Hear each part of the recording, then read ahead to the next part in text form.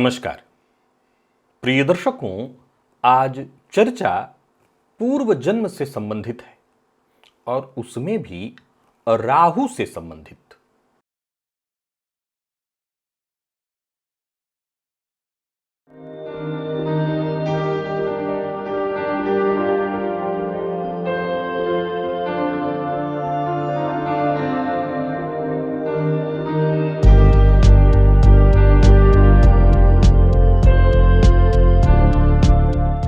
प्रिय दर्शकों, कार्यक्रम के प्रारंभ में ही बता दूं, कल का कार्यक्रम देखना मत भूलिएगा, क्योंकि मैं कल आपको आपके पूर्वजन्म की कुंडली कैसे बनानी है, कैसे उसका अध्ययन करना है, इसके बारे में बताने वाला हूं। प्रिय दर्शकों, देखा जाए तो पूर्व जन्म का विचार शनिदेव से और पुनर्जन्म का विचार चंद्रमा से, तो फिर इसमें राहु का रोल क्या है? असल में देखा जाए तो राहु का रोल हमारे पूर्वजन्म के विचार से, हमारे व्यवहार से, हमारे कृत्य से है, जो आज हमारा भाग्य या दुर्भाग्य बना हुआ है। आप जरा देखें, आपकी परेशानी किस चीज को लेकर के है? धन से है, मन से है, जन से है या रोग से है? किससे परेशान हैं आप? और जिससे भी आप परेशान हैं, अब जरा देखिए कि कुंडली में वो भाव कैसा है। साथ ही ये देखिए उस भाव का स्वामी कैसी स्थिति में है, उस भाव का कारक कहीं राहु का संबंध इनसे तो नहीं है। प्रिय दर्शकों, चूंकि शास्त्र का यह कथन है कि हम जो भोग रहे हैं, हमारा दुख, हमारा सुख, ये सब हमारे कर्म है। शनिदेव हमारे कर्म के फल प्रदाता ग्रह हैं, फलतः वो हमारे पूर्वजन्म के कारक ग्रह हुए। परंतु सजा देना है, फांसी देनी है, तो वो जल्लाद देता है, न्यायाधीश नहीं। यानी वो कार्य राहु के हाथों संपन्न होगा, या यूं समझ लीजिए कि उस घटित होने वाली घटना की जो पहचान है वो राहु हमें कराएंगे। प्रिय दर्शकों, एक छोटा सा उदाहरण आज आपको देता हूं। मान लीजिए हम धन को लेकर के परेशान हैं, तो जैसा कि मैंने पहले बताया कि भाव, भावपति और भावकारक, आप जरा कुंडली में इन तीनों को देखिए।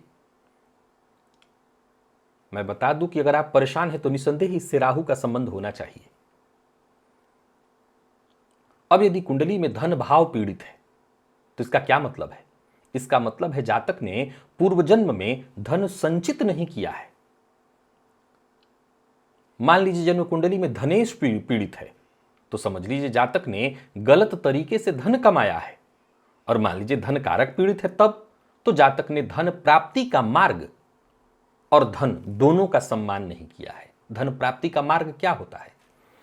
आज ही आप अपने आप को देख लीजिए। सपोज कीजिए आप कहीं नौकरी कर रहे हैं, कहीं भी, आप चाहे सरकारी नौकरी कर रहे हो या प्राइवेट सेक्टर में नौकरी कर रहे हो, आप अपने काम का, अपने बॉस का बहुत सम्मान न करते हो तो विश्वास मानिए कर्म बंधन बन रहा है। बहुत से ऐसे लोगों को आपने देखा होगा, वो धन को व्यर्थ में बर्बाद करते हैं, उड़ाते हैं। यानी आपने धन का सम्मान नहीं किया तो आप एक नया कर्म बंधन अपने लिए तैयार कर रहे हैं। अब आप गौर करिए तो आप इनमें से ही अगर किसी से पीड़ित हैं, एक उदाहरण मैं आज धन का आपको दे रहा हूं। अब मान लिया जाए कि आपने अपनी जन्म कुंडली को खोला और पाया कि आपका धनपति पीड़ित है। मान लीजिए आपने पाया धन भाव पीड़ित है, धन कारक पीड़ित है, तो सीधी सी बात है, इसमें राहु का संबंध आपको कहीं दिखाई पड़ेगा। और राहु का संबंध दिखाई पड़ेगा तो जो भाव आपका पीड़ित है उससे संबंधित गलतियां आपने पूर्व में की हैं और उसी का परिणाम आपको देखने को इस जन्म में मिल रहा है। जैसे मैंने कहा कि पूर्व जन्म में आप धन भाव पीड़ित है तो इसका मतलब आपने धन संचित ही नहीं किया। तो अब क्या होगा? अब उसका इस जन्म में दंड मिलेगा। कैसा? तो धन भाव से यदि राहु का संबंध बना हुआ है तो यह विच्छेदात्मक ग्रह है।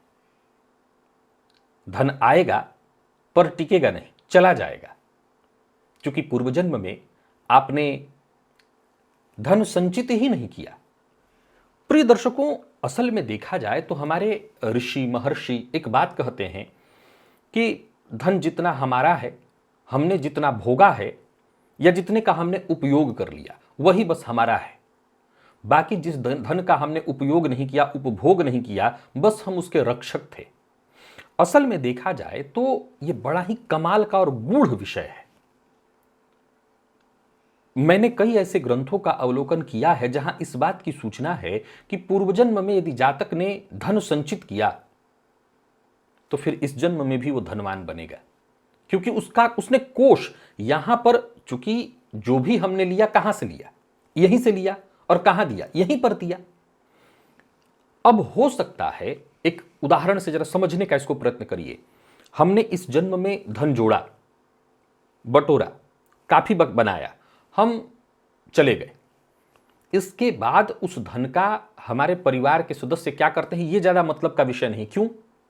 क्यों मतलब नहीं है? क्योंकि असल में हमारा संबंध इस शरीर से और इसी शरीर से उनका संबंध, समझ रहे हैं आप? हमारा संबंध इस शरीर से और हमारे जो नाते रिश्तेदार हैं उनका भी संबंध इस शरीर से है। ये जो भीतर से बोल रहा है उससे नहीं है, इस शरीर से है। अब हमने धन कुछ संचित किया और संचित करने के बाद हम चले गए, तो अब इस शरीर के जो नाते रिश्तेदार थे वो जाने, हालांकि आप भी जानते हैं कि धन कहीं गया तो है नहीं, धन तो यही था और यहीं रहेगा हमेशा, पर हमने प्रारब्ध में संचित कर रखा था। फलतः अब आने वाले जन्म में हमें धन प्राप्त होगा। आपने कई लोगों को देखा होगा कि बहुत कम उम्र में, बहुत कम समय में, वो बहुत पढ़े लिखे नहीं हैं पर बहुत जल्दी धन कमा लेते हैं। इसका मतलब कहीं ना कहीं उन्हें जोड़ रखा था। अब मान लिया जाए कि आपकी कुंडली में धनपति पीड़ित है, धनपति पीड़ित है, तो क्या आपको देखने को मिल रहा है? आप धन कमाने के लिए लगातार प्रयत्न कर रहे हैं, उचित प्रयास कर रहे हैं। यानी कोई ये नहीं कह सकता कि आपका प्रयास गलत है, आपके प्रयास में कमी है, आपका प्रयास श्रेष्ठ है, पर आपको उतना धन हासिल नहीं हो पा रहा है जितना कि आपको मिलना चाहिए, आप जितने के अधिकारी हैं। अब जरा कुंडली को खोलिए और देखिए, कहीं आपका धन कारक पीड़ित है तो इसका मतलब है कि आपने पूर्व जन्म में धन कमाने का मार्ग, उसका सम्मान नहीं किया। धन आया, उसका आपने सम्मान नहीं किया। जरा सोच के देखिए, ये सामान्य शब्दों में क्या हास्यास्पद नहीं लगता कि हमने पूर्व जन्म में क्या किया, अब उसका हमें फल मिल रहा है? हो सकता है ये देखने और सुनने में हास्यास्पद लग रहा हो, लेकिन जरा सोच के बताइए कि आपके प्रयास में फिर या तो आप ये मानते हैं कि आपका प्रयास उस लेवल का नहीं है, आप भी प्रयास कर रहे हैं और जो बाकी लोग सफल हो रहे हैं वो भी प्रयास कर रहे हैं। कहां कमी है? कहां कमी है? एक सरल सा उदाहरण लोग प्रायः देते हैं कि एक ही समय में दो गोताखोरों ने समुद्र की सतह पर गोता लगाया। एक सीप लेकर के सीप ले आया, सीप में मोती था, दोनों के हाथ सीप लगा, एक के सीप में मोती था और एक का सीप खाली था। सवाल उठता है कि दोनों की क्या पुरुषार्थ में कमी थी? सीप तो दोनों को ही मिला था, लेकिन एक का सीप खाली था, दूसरे के सीप में मोती थी। तो ये हमारा प्रारब्ध है। अब इस अवस्था में जबकि आपकी कुंडली में आपका कर्म धन कारक पीड़ित है, तो कार्य क्षेत्र में आप लगातार प्रयत्न करेंगे, लाख प्रयत्न करेंगे, आप अस्थिर होंगे, कार्य क्षेत्र में आप टिक ही नहीं पाएंगे। इस जन्म में वो जो दंड मिलेगा ऐसा ही मिलेगा कि आपको कार्य क्षेत्र में टिकने ही नहीं दिया जाएगा। आप लाख प्रयत्न करेंगे, वो जो आपको बेहतर सम्मान मिलना चाहिए बॉस से, कई बार आप ये शिकायत करते हैं कि उच्चाधिकारी मेरे नाम का, मेरे हिस्से का जो सम्मान है अपने माथे नाम कर ले रहा है, दूसरों को कर दे रहा है, मुझे वो नहीं मिल रहा है। इसका मतलब है पूर्व में कहीं ना कहीं आपके द्वारा ये गलती हुई है। आपके द्वारा गलती ये हुई है कि आपने अपने उस अधिकार का, कह लीजिए, जो जिसका आपको सम्मान करना चाहिए था, आपने नहीं किया है। फलतः वही आपके साथ, क्योंकि शास्त्र का एक वाक्य ये भी है ना, ये समाज चाहिए न चयथा चयदा चयच्च, हम जब जैसा जिसके साथ जिस तरह से कार्य करते हैं वैसा ही हमें ठीक उसी तरह से लौटा दिया जाता है। अब इस तरफ देखें तो इस जन्म में लगातार आपको संघर्ष से जूझना पड़ रहा है। प्रिय दर्शकों, ये कहानी केवल धन भाव की नहीं है, हर भाव की है। और हर भाव से अगर आप राहु को जोड़ करके देखेंगे तो ऐसी ही कहानी आपको मिलेगी। अब मैं कल आपको जब पूर्वजन्म की कुंडली बताऊंगा तो साथ ही साथ ये भी बताऊंगा कि इसको देखना कैसे है, किस क्षेत्र में आपसे गलती हुई है, कैसे इसको समझना है। तो मैं इसके लिए एक उदाहरण कुंडली लेकर के आप सबके सम्मुख उपस्थित होऊंगा और इसके बारे में आपको बताऊंगा। आज के लिए बस इतना ही, इजाजत दीजिए। आज का विषय गंभीर है और आज का ही विषय क्यों राशिफल में आजकल पूर्वजन्म की ही अब श्रृंखला चल रही है और कुछ लंबे समय तक ही चलेगी। तो जब तक हम पूर्वजन्म की बात करेंगे तो सीधी सी बात है कि पूर्वजन्म को जानने और समझने का सिर्फ एक मतलब है कि जो गलती पूर्व में हुई है अब उसे हम दोहराएं नहीं। आज के लिए बस इतना ही, इजाजत दीजिए। नमस्कार।